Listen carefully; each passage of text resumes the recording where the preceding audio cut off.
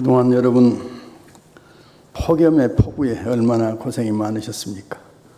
오늘 거룩한 주님의 날을 맞이해서 주님 제단에서 여러분들 건강한 모습으로 뵙게 되니 반갑고 감사할 뿐입니다.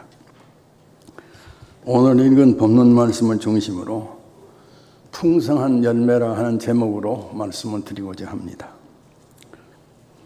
차를 타고 고속도로를 오가면서 우리들은 깊어가는 가을을 느끼지 아니할 수가 없습니다. 황금 물결을 이루어서 출렁거리는 아름다운 들녘, 그리고 빨갛게 노랗게 익어가고 있는 각종 실과들, 그리고 아직도 이 기상이변으로 말미암아서 극단적인 더위가 아직도 물러가지는 아니하고 그대로 있습니다만은, 그러나 쉽게, 결과적으로는 쉽게 단풍으로 물들게 될 대자연을 바라보면서 역시 우리들은 가을을 느끼지 아니할 수가 없습니다. 해년마다 저는 가을이 되면은 이 가을에 우리 하나님께서는 우리들에게 무슨 열매를 요구하실까 항상 생각해 보고 했는데요. 우리가 믿음을 갖고 사는 우리들이 이 가을에 어떤 열매를 맺어야 될 것인지를 한번 생각해 보고자 합니다. 우선 첫째로 선으로 심고 선으로 열매를 거둬야 되겠습니다. 오늘 읽은 본문 7절 말씀에서 사람이 무엇으로 심든지 그대로 거두리라고 말씀을 하고 있습니다. 콩 심은 데 콩이 납니다. 팥 심은 데서 팥이 납니다. 이것은 우주적인 대원리, 자연의 대원리라고 말씀할 수 있겠습니다. 심지 않고 거둘 수 없습니다. 해치지 않고 모을 수가 없습니다. 가시나무에서 무화과나무로 열매를 딸 수가 없는 것이요, 엉겅퀴에서 포도나무 열매를 딸 수가 없습니다. 그런데 세상 사람들은 어떻습니까? 심지 않는 데서 거두려 합니다. 해치지 않는 데서 모으려 합니다.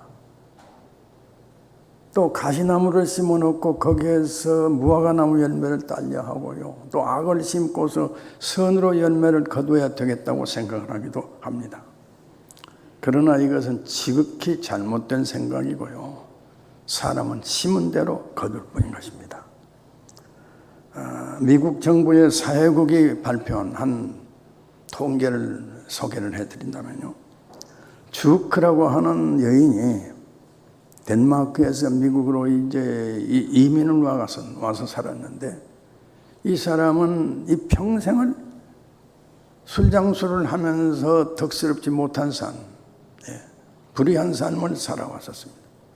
그런데 그녀가 죽고 나서 남겨진 7대 후손들이 얼마나 되느냐, 한 800명 되는데 그 가계를 조사해 보았더니 살인죄로 감옥에 갇혀 있는 사람이 7명이고요, 강도죄로 감옥에 갇혀 있는 사람이 60명이고, 일반 다른 죄로 또 역시 감옥에 가 있는 사람이 224명이었습니다. 또 의지할 데가 없어가지고서 양로원 신세를 지고 있는 사람이 160명이었고, 겨우겨우 직장을 얻어서 생활하는 사람은 20명뿐이었고요. 그리고 율랑여성으로 매천부 노릇을 하는 사람이 199명이나 됐습니다. 이 한 사람의 타락한 그 여인, 이 주크로 말미암아 가지고서 뿌려진 그 자손들이 이렇게 세상을 살면서 죄를 저지르고, 정부에서는 그 죄를 문제를 해결하기 위해서 무려 260만 불을, 매년마다 260만 불을 지불해야 됐습니다. 말하자면 우리 돈으로 말하면 한 20억 이상을 지불할 수밖에 없게 된 것이죠.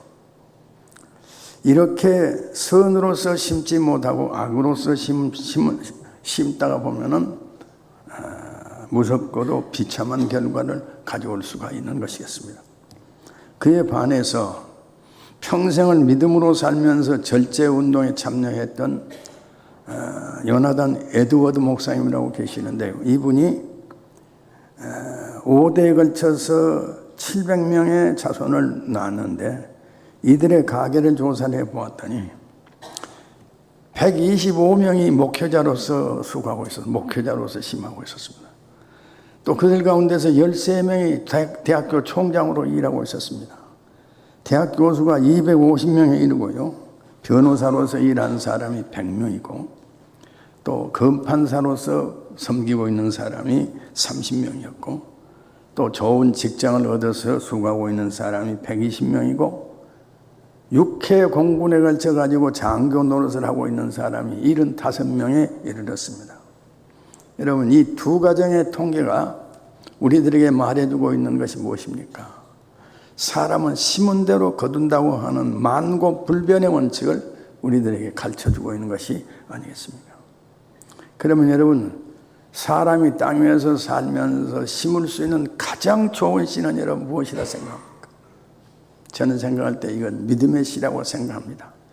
믿음의 씨를 심어 놓으면 나도 살고 내 후손도 삽니다.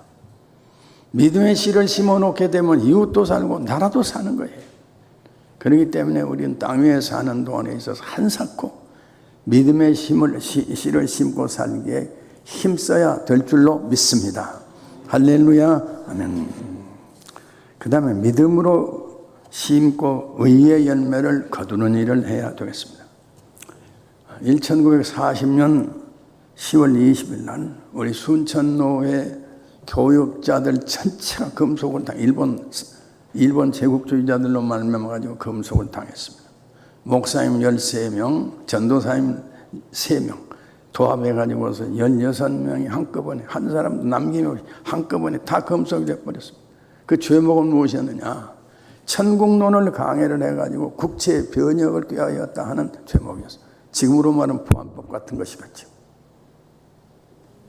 그들 가운데 이 3명의 금속된 3명 가운데 3명의 전도사님 중에 한 분이 누구냐? 우리 교회를 섬기다 돌아가신 우리 임원석 장로입니다. 여러분이 잘 아시는 분, 우리 집사람 아버지죠. 이분은 고흥 금당도에서 오천교회와 명천교회 두 교회를 겸임하여서 섬기면서 봉사를 하시다가 31살의 최연소 나이로 금속이 되어가지고서요, 순천경찰서 유치장에서 7개월 옥고를 치르고 또 그 다음에 광주 형무소로 옮겨가지고서 거기에서 12달을 치르고 그래서 도합 19개월을 옥살이를 하고서 출소를 한 바가 있습니다. 복음을 위해서 고생하시고 수고하신 것입니다.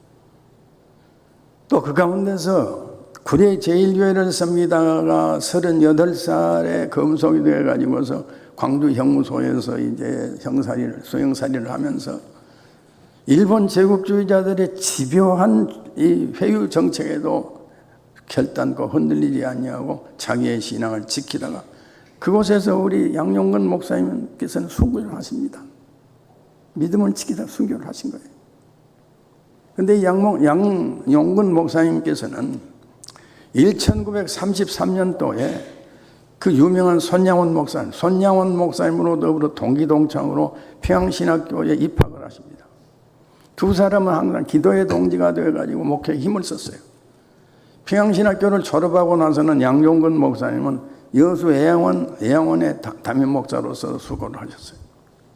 근데 여수 애양원에서 근무를 하시다가 이 양용근 목사님은 구례 읍교회로 이제 이동해 가시면서 누구를 추천했느냐? 바로 자기의 친구이자 동기동창인 손양원 목사님에게 여수 애양원 담임 목사직을 이제 양보를 한 겁니다. 그러면서 이렇게 평생 신앙생활을 철저하게 잘 해오셨는데 이 양 목사님과 손양원 목사님께서 평양신학교를 다니고 있을 당시에 1938년에 우리 대한예수교 장로회 총회 제27회 대한예수교 장로회 총회에서는 신사참배를 그냥 가결을 해버렸어요. 신사라고 하는 게 무엇입니까? 예배당에다가 이 신사를 만든 거예요. 예배당에다가 우상신을 만들어 놓은 거예요.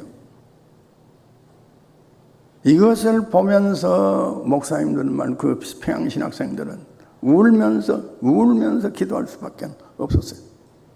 그래서 양용근 목사님께서는 그때 손양원 목사님과 김영모 목사님, 안덕현 목사님 등등 목사님들로 더불어서 11개 조항을 이제 작성을 하는데 우리들은 순교를 각오하고 사신 우상을 타파하는 데 있어서의 선봉장이 된다. 이런 결의를 했어요. 이런 결의대로 우리 양 목사님께서는 그렇게 철저하게 자기의 신앙을 지키셨어요. 일본 제국주의자들이 회유를 해보기 위해서 가지가지 방법으로 애를 쓰고 또 이 고문도 많이 가해보기도 해요. 고초를 당하면서도요 흔들리지 않으셨습니다. 그래서 우리 양문용군 목사님께서는 광주 형무소에서 순교를 당하신 거예요. 그 다음에 손양원 목사님은 또 어떻게 되죠? 여러분이 잘 아는 바 손양원 목사님. 손양원 목사님께서는 6.25 전쟁이 터져가지고서 한참 치열하게 전쟁하던 당시인 1950년도에 여수 미평의 둔덕제에서 공산군의 손으로 말미암아서 순교를 당하여 돌아가셨습니다. 결국 우리 순천 노회에 있어서의 훌륭한 이 두 분이 전문 두 분,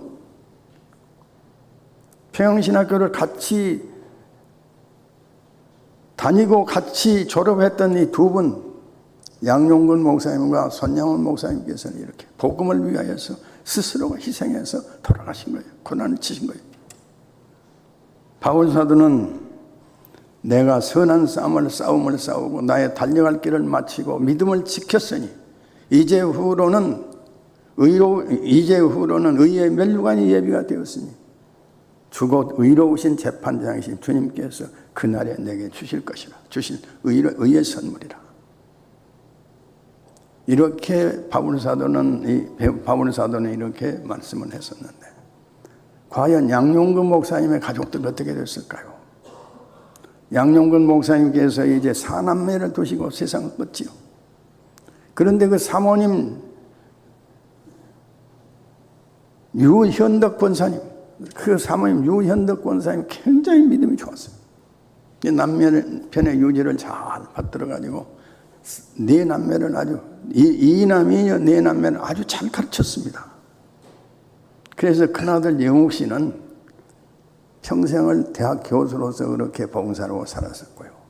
그 다음에 작은 아들 영철 씨는 독일에서 사업가로서 그렇게 일평생을 살으셨고, 그리고 큰딸 영숙 씨는 약제사가 되어가지고 서울 종로에서 기억약국을 운영하시고 계시고, 또 막둥이 영자 씨는 한병포 목사님이라고 하는 분으로 더불어 결혼을 해서 미국에서 목회를 하시고 계신 것이 아니겠습니까?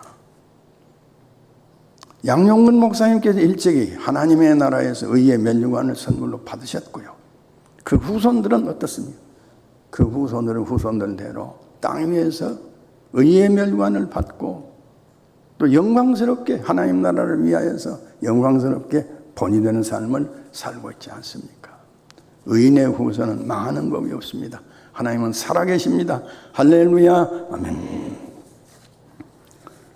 그 다음 세 번째로는 성령으로 심고 영생을 거두는 일입니다. 본문 8절에서 육체를 위해서 심는 자는 육체로부터 썩어질 것을 거두고 성령을 위하여 심는 자는 성령으로 말미암아 영생을 거두리라고 말씀을 하고 있습니다. 예수를 믿고 사는 사람은 성령으로 씨를 심는 사람입니다. 특별히 복음 전도에 수고하는 사람들은 더욱더나 성령으로 씨를 심는 사람이라고 말씀을 할 수가 있습니다. 여러분, 전도라고 하는 것이 무엇일까요? 내가 만난 모든 사람들에게 대해서 깊은 관심을 가지고 그에게 사랑을 펴는 거예요. 예. 살아계신 주 예수 그리스도를 알리면 말을 하면서 사랑을 까는 것입니다. 사랑은 위대한 생명력을 가지고 있습니다. 사랑은 죽음보다 더 강합니다. 사랑이 있는 곳에는 영혼이 구원받는 역사가 일어납니다. 여러분, 초대교회 베드로와 요한 사도 이 두 분은 제9시 기도하는 시간에 기도하기 위하여서 하나님의 성전으로 올라가는 길에 미문 곁에 앉아있는 안전뱅이를 바라보게 됩니다. 그때 그냥 바라보지 않아요. 관심을 갖고 바라본 거예요. 주목한 것입니다. 관심을 갖고 주목하여 바라보고서 깨달은 것이 무엇입니까? 이 불쌍한 안전뱅이에 있어서는 푼돈이 필요한 것이 아니라 살아계신 우리 주 예수 그리스도가 필요하다는 사실을 깨닫습니다. 그래서 내게는 은과 금은 내게 없지만 내게 있는 것을 내게 주노니 나사렛 예수 그리스도 이름으로 일어나라 하니까 이 사람 온 전신에 온 발목과 온 전신에 활력을 얻으며 일어나기도 뛰기도 하고 걷기도 하는 놀라운 역사가 일어나지 아니하였습니까? 사랑하는 성도 여러분, 두 제자는 왜 안전뱅이에게 관심을 가졌을까요? 불쌍히 여기는 마음이 있었기 때문입니다. 사랑하는 마음이 있었기 때문입니다. 그래서 이 안전뱅이를 그냥 보지 아니하고 주목했습니다. 세밀하게 관심 가지고. 그래서 이 사람의 진정으로 필요한 것은 그리스도인 것을 깨닫고 그에게 그리스도를 말씀함으로 말미암아서 살아나 기적이 일어난 것이 아니겠습니까?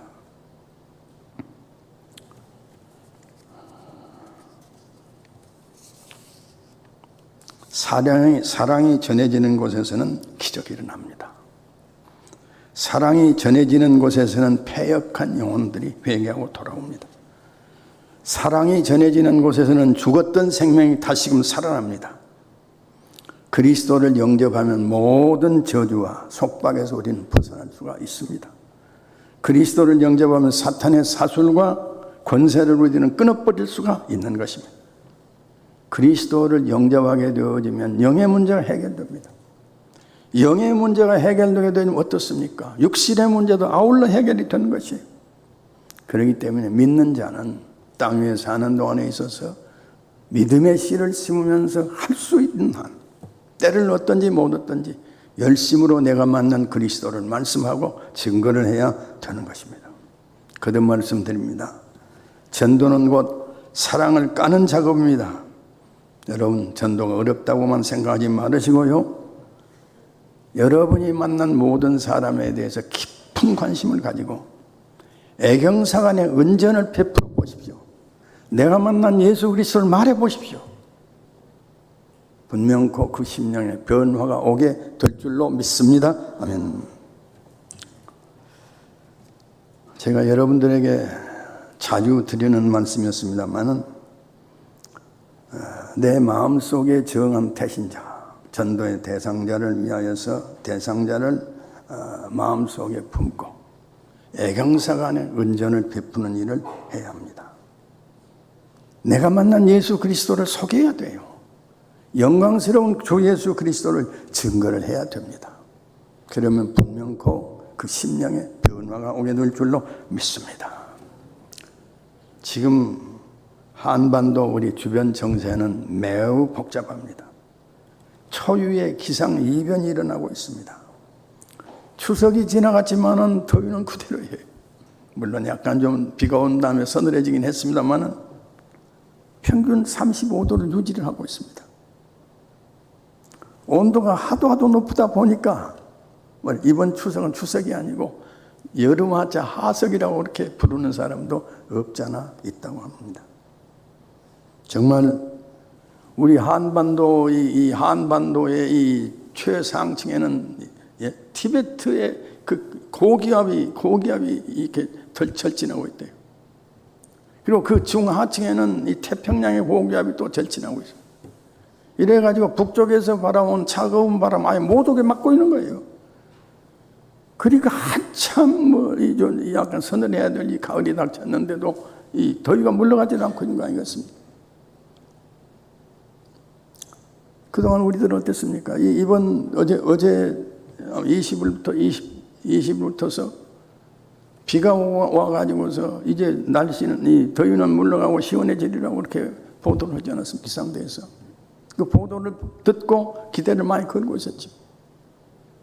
근데 정작으로 어떻게 했습니까?